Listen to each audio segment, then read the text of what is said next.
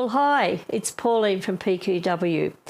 I just want to pop in quickly and show you a little bit about our bag strapper set. This set of 3 tools here that we've designed to help you make your bag handles and bag straps. As you can see on this lovely basket over here, we've got a 2-layer handle. It's nice and firm, it's soft, it's got lots of strength to it. We can make any size handle we want. We can use webbing, we can use foam in our handles, we can use wadding, we can use all sorts of things. But I just want to show you how we can create some nice handles. The one on the table here, I've used 3 different fabrics, 3 different sizes, and it gives a wonderful effect. So using the tools, there's a 2-inch, a 1.5 and a 1-inch. And I just thought they were the most commonly used size handles or straps that we put on most of our bags. So to make these, whichever size you're going to use, this is finished size. So if I'm going to use the 2-inch bag strapper, I'm going to cut the fabric 4 inches wide. The 1.5, cut at 3. The 1-inch, cut at 2. So you just cut your strips of fabric and wadding if you're going to use wadding or batting inside. So cut them all, and then I'll just shift this out of the road. So we have here, I've got a 4-inch strip of fabric here. I've got a 4-inch piece of batting. You use up all your scraps, whatever you've got. Whatever we do now is just fold the sides in till they meet. And then just press the first couple of inches. Then we hold the tool by the handle, we come up from underneath and go back down. Now once we go down there, we're now going to pin it into the ironing surface. So this is my ironing surface. You would possibly be using your ironing board. Pin into your ironing surface to secure that end. Then what we need to do is just cup up the sides to allow them to meet. Then grab your iron, and you'd obviously be using your big iron. Put the side of the iron against the edge of the tool. And you just press. You just keep pressing down till you get the whole strip ironed up. You know, you may be making a much longer handle, you may be making shorter handles. It doesn't matter what size. If it gets a little bit tough to move it through, tap the tool, the bag strapper tool, with the side of the iron. Just going to move this pin along a bit. And I do move the pin about every 12 to 15 inches of pressing because I need to anchor this fabric down well so it doesn't move as I press. So just keep tapping away till you get the whole thing done. And you'll find that it's going to make your handles come out nice and straight. So you just do all of that. Now I'm going to the next layer. I did the same thing. I put some wadding inside. We'll just quickly make this one up. Same thing, fold in and in.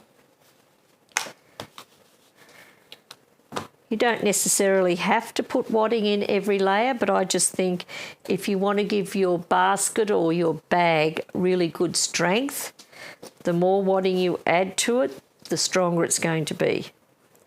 Once again, pin and move it through. Simple process. Once you get it done, we're going to layer this one on top of the first one we've done.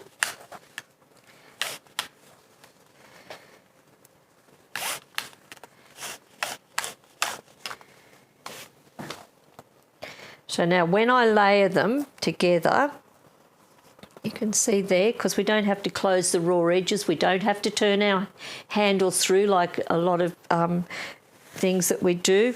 Just by making the layers and putting the wrong side to wrong side, it just makes it so much easier.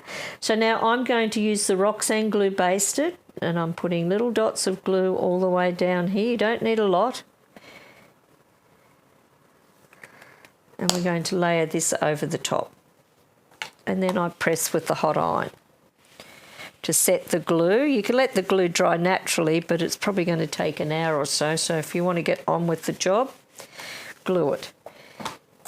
Then with the pink layer, I haven't put any wadding or batting in it, just folding the ends in. Always fold the ends in to get it even to start with. Then we'll put it into the 1-inch tool. And I decided that 3 sizes were the best to put in this packaging. And I'll show you some other ideas that I've used on other bags, you'll see why we've got all the different sizes. So there's the next strip made. Then we put the glue on here and we put this in the middle. And then I go to the machine and I stitch really close on the edge with a straight stitch. So I've only stitched this edge and this edge. I haven't stitched these down. It can become like a little peeper. If I wanted to top stitch this, I could so that it doesn't roll as much, but a lot of times I don't top stitch the edge. I just leave it folded and it gives a really nice finish to your bags. So let's show you some of the other handles that I've made on this satchel. I've used 3 layers, but doing this one I only put wadding or batting in the bottom layer. I didn't put them in this little grey and white one or the floral one. I didn't want it as thick and as stiff as the others. Make them as long as what you want, and you just see they just make a gorgeous handle and they sit on the body really, really well. So just like so. This one here on the backpack, we've just used the 1-inch with some wadding just to make a narrower strap.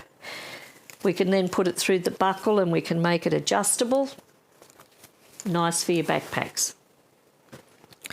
This satchel here, we've used the 1.5-inch and we've put the wadding in it, and then we've done a lot of stitching on it. Just some straight line stitching, that gives it body also. So there's lots and lots of different ideas of what you can do to make your bag straps really, really easy. Here we've got 2 layers. We used a much wider one. Here I've used the 3 layers together. Really makes your bags look very funky and very trendy, so give them a go. They are called bag strappers, 3 different sizes. They're available on our website, www.pqw.com.au. Have a look around because you could put a really nice bundle together to make some beautiful, beautiful bags for yourself. So till we see you next time, happy stitching. Bye for now.